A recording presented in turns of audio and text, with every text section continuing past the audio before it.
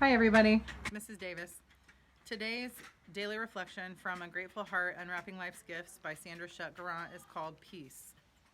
Peace takes root in freedom, responsibility, and courage, and it grows only when cultivated. A nation as a whole will tend toward peace when individuals live at peace with themselves in the context of freedom and responsibility. Then they will also live at peace with others, confident in their ability to resolve differences. But peace does not arise from self-confidence or self-esteem. Self-confidence alone cannot withstand emotional whirlwinds. We need God's help. Enduring peace requires God's confidence. Even within my dark, raging storms, God is in control. Even when I am spiritually high, doing what pleases Him most, He quietly removes the obstacles in my course before I reach them. God confidence upholds self-confidence, so that when my abilities or knowledge fail, I do not have to panic or berate myself or others, because God rules over all. I can remain at peace even when everything around me seems to fall apart. The more we strive to become God confident, the more this confidence continually overflows into our actions, especially those directed toward our neighbors. Our responsibility and freedom apply to our individual choices, yet we can allow ourselves to get stirred up and entangled in the lives of others. This preoccupation steals time. How can we take the needed time to develop our own freedom and responsibility if we get too preoccupied about the affairs of others? How does daily gossip enable us to enjoy life more? How does following scandal affect us, other than to make us more liable to condemn others and feel less responsible for our own actions? Why not write your own gossip column about your life and its scandals? The fact that gossip comes around doesn't justify our peeping into someone else's private life. Peace will flourish if we focus on what we are doing with our lives and its gifts, placing our confidence in God rather than interfering with others. God takes care of other people too. When we find ourselves upset or angry toward another, then we need to refocus our attention on why we feel that way and look into ourselves instead of trying to change others.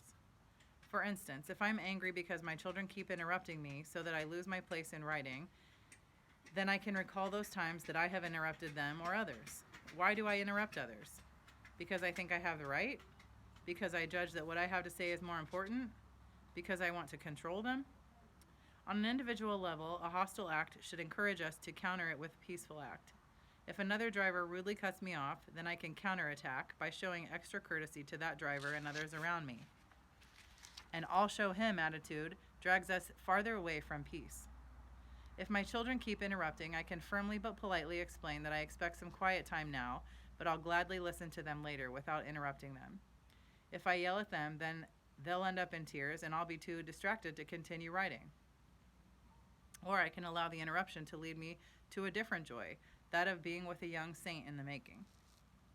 On a larger level, peace among countries and within communities depends partially upon whom we elect.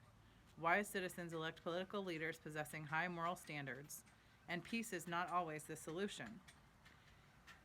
A peace that tolerates evil or tries to justify it as deadly as war. I don't want a sheriff who fears to arrest child molesters. I don't want a president who looks the other way while terrorists massacre people. As much as we desire peace, we must realize that war remains a real possibility in our imperfect world. We need more God-confident leaders in high office. But individuals must also practice peace.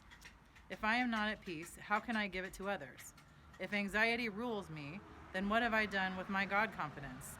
Jesus often said to his disciples, "Fear not." The command applies to individuals and nations.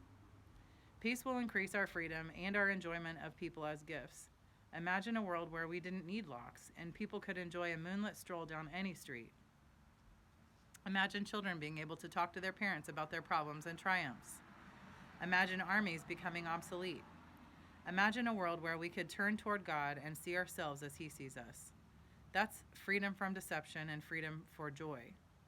Peace offers us many possibilities. If we desire it, then we need to do what we can to attain it. By my honesty, I can make locks and burglar devices on other people's possessions unnecessary and obsolete. By listening, I can be available to my children. By seeing God in others, I can find the good in other people and cultures. By striving for self-knowledge, I can see myself more as God does.